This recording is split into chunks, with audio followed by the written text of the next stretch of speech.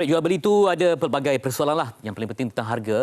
Sama ada anda berada di sektor perkhidmatan, kalau di hotel ke ataupun di salon rambut ke ataupun di kedai makan, semuanya memerlukan kepada informasi yang jelas dan tidak manipulasi ataupun menipu pengguna yang mahukan kesesamaan dalam setiap urus niaga. Betul, setuju. Kerana kita ni sebagai pembeli ataupun pengguna, sebelum nak buat keputusan membeli, mesti kita nak tahu harganya berapa. Kalau tak nampak, susah untuk kita buat keputusan. Jadi untuk kita bercerita berkenaan dengan penguatkuasaan peletakan harga di pasar dan kedai makan, ini dia kita nak perkenalkan tetamu kita, Tuan Syamsul Nizam Khalil, Timbalan Ketua Pengarah Penguatkuasa Operasi Kementerian Perdagangan Dalam Negeri. Selamat datang Tuan. Terima kasih. Baik, sebagai mukadimahnya mungkin dapat kita imbas kembali macam mana tegasnya pihak kementerian dalam memastikan bahawa harga ni satu keperluan dalam semua transaksi yang berkaitan. Tuan, silakan. Terima kasih Cik Witri dan juga Rina dan juga pihak MHI kerana berjemput Kapitan HP lah, Kapitan untuk berkongsilah berhubung dengan pendanaan harga ni. Sebab sebenarnya sejarah pendanaan harga ni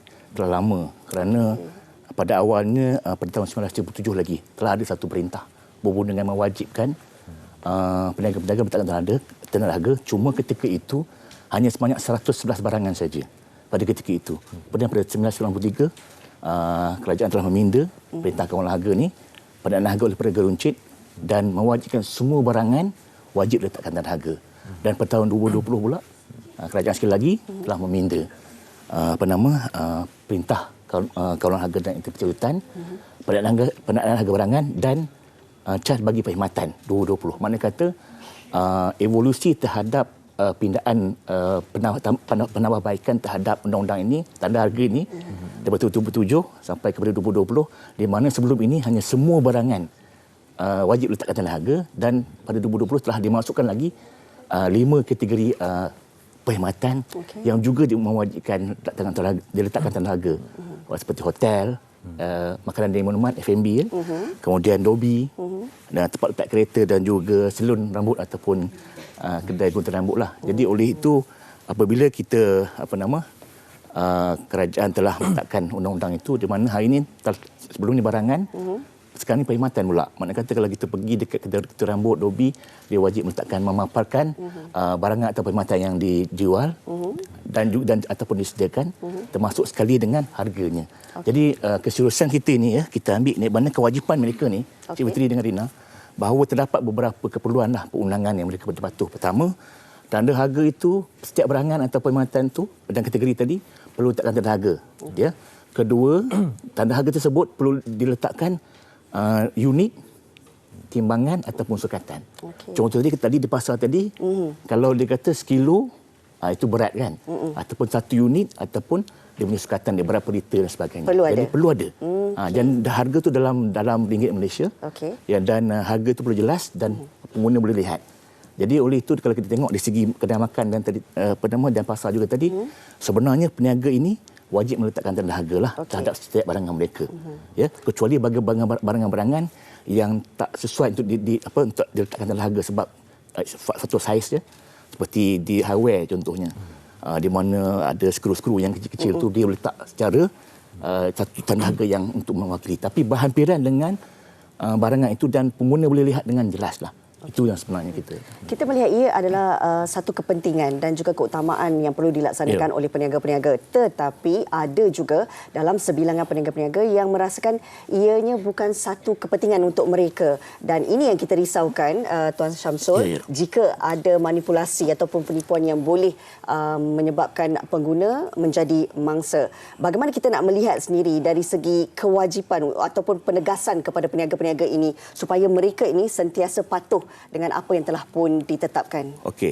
Untuk tahun 2023, KPDN telah menerima sebanyak 175 aduan berhubung dengan kegagalan meletakkan tanda harga. Dan oleh itu di bawah bagi memastikan bahawa pengguna mendapat maklumat berhubung dengan harga dia, sebab harga ni penting kerana pengguna ni boleh buat pilihan. Kerana banyak peniaga menawarkan barangan yang lebih kurang sama. Contohnya kedai makan, macam-macam perniagaan menawarkan makanan, tapi makanan yang lebih kurang sama, dan apabila ada tanda harganya jelas, pengguna boleh membuat pilihan terlebih dahulu, membuat pemantauan dan juga membuat soal selidik lah juga dengan harga di mana-mana premis. Oleh itu, sama juga dengan pasar. So, jadi oleh itu mereka dapat membuat pilihan menjadi pengguna yang bijak menggunakan hak mereka. Jadi oleh itu untuk premis makanan contohnya kita telah melaksanakan kementerian telah melaksanakan Ops Menu. Ops Menu ni dah 3.0 dah 3 tahun kita laksanakan daripada 2021. Selepas daripada pandemik itu kita dapati bahawa kos sara hidup yang semakin meningkat hari ini. Jadi oleh itu kita nak membantu pengguna supaya mereka dapat membuat pilihan dan mewajibkan premis penekanan sedia masak termasuklah restoran, kedai mamak, kafe, warung semua. Yang menjual makanan wajib meletakkan tanda harga dan kalau berdasarkan kepada daripada pandangan pengguna tadi dapati bahawa tanda harga tu tak jauh kecil sebagainya. Tak nampak. Jadi dah pergi dah bayar baru kata alamak mahal. Terkejut. Jadi oleh itu YB Menteri kita pun telah melancarkan menu baru ni dan tambah baik. Di mana contoh kalau kedai sedia masak barangan siap masak contohnya ayam seketul berapa? Letak di tempat yang makanan itu dijual. Bukan lagi di kelingking dan sebagainya. Jauh nampak. Jelas tuan Jelas Jelas kenyang selesai. Baik, ada soalan daripada rakan penonton kita di MHI di Facebook. Kita saksikan soalan yang diutarakan daripada Pak Ngah Merbuk. Okey, harap pihak kementerian kerap buat pemantauan di kedai makan dan restoran. Kebanyakan kedai makan letak tanda harga tapi bila nak bayar dia charge harga yang lain. Dan bila tanya mereka jawab itu harga lama yang cik tengok. Macam tu. Itu saya kira pengalaman setiap orang juga kan. Papan tanda tu dah lama. Tiba-tiba harga berbeza. Manipulasi kita dah ambil banyak. Tiba-tiba ada harga lama pula tapi tak diberitahu macam mana tu. Betul. Okey. Untuk makluman Ops Menu yang kita laksanakan ni macam Ops Menu jugalah. Jadi kita cek supaya harga yang dipamerkan tu sama tak seperti mana yang di-charge kepada pengguna. Kan? Jadi maksudnya kita lihat juga situ sepanjang Ops Menu 3.0 ni, Rina dengan Fitri sebanyak 5,181 premis telah diperiksa di seluruh negara dan telah menghasilkan sebanyak 59 kes terhadap peniaga-peniaga lah yang 58 kes itu melibatkan tanda harga dan 1 kes melibatkan harga menggirukan. Yang tadi ni yang kata ini dia letak harga lain. Bila dia charge ini harga lama, kita boleh siasat di bawah harga mengelirukan di bawah Akta Pidana Pengguna 1999. Tuan, adakah sebenarnya kes-kes ini adalah hasil daripada laporan pengguna-pengguna? Pemeriksaan berkala kita, omnipresent kita, pegawai-pegawai kita pergi di pasar dan Menu ni setiap hari akan keluar. Dan juga aduan-aduan tu. Saya beritahu tadi lah 175 tu aduan. Tapi kita pemeriksaan telah laksanakan 5,000 lebih lah. Jadi maksudnya aduan kita akan siasat dan juga sebagai pencegahan di mana kita akan pergi omnipresent pegawai-pegawai kita. Apa medium pelaporan yang praktikal tu rasakan? Mungkin ada pihak kadang dia nak laporkan. Kalau zaman dululah kita kena pergi ke kaunter kan. Sekarang mudah. Jadi mungkin ada sebarang medium yang lebih kita dapat salurkan terus kepada pihak kementerian. Okey. Jadi saya untuk peniaga-peniaga yang gagal meletakkan tanda harga tadi, mereka boleh bagi orang perserangan boleh denda tidak melebihi RM50,000 atau tidak melebihi 2 tahun penjara atau sekalian syarikat boleh didenda tidak melebihi RM100,000 dan medium ni kita ada semudah WhatsApp je. WhatsApp di mana sekiranya mereka untuk membuat aduan pengguna-pengguna boleh WhatsApp ada 2 nombor kita iaitu 079 279 4317 lagi satu 079-848-8000. So mana kata dan juga kita hari ini kementerian juga telah melaksanakan aduan suri tu. Aduan suri itu maknanya kata ada barcode dia orang scan, aduan itu akan masuk terus kepada aduan. Mana kata kita akan pick up di situlah aduan-aduan tersebut.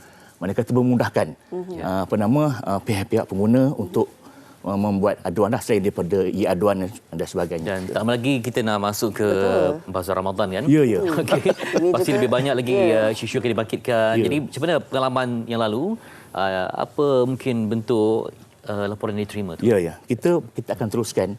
Kita punya pemeriksaan kita ni dan WhatsApp ini dan kita akan pergi kepada semua pasar-pasar ni buat engagement dan sebagainya dengan PBT juga dengan pihak berkuasa tempatan dengan peniaga-peniaga persatuan peniaga supaya memastikan mereka meletakkan tanda harga dan juga sekiranya ada menggunakan alat timbang perlu memastikan alat timbang itu masih dalam tempoh sah.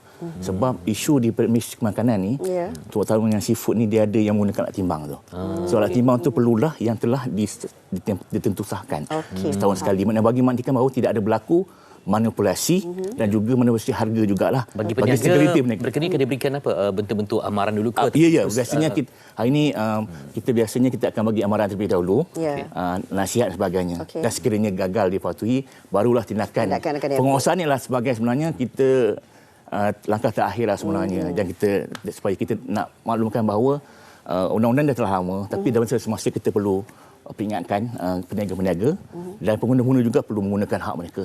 Mereka perlu buat pilihan. Jika tiap harga macam tadi, boleh buat aduan kepada kita supaya kita boleh beri tindakan. Dia bukan saja tanggungjawab peniaga itu sendiri, tapi tanggungjawab kita sebagai pengguna yang mana kalau kita tahu perkara ini boleh berlaku, kita kena terus aktif untuk membuat aduan. Betul. Kata aduan kita sukar untuk bertindak, betul? Dengan satu hubungan yang saling berkait. Betul. Dan juga bukan hanya melibatkan tentang makanan, tapi juga ada perhatikan kepada sektor di perhotelan apa juga promosi sampaikan kepada kita nak dan diri pun perlu ada kejelasan dalam harganya.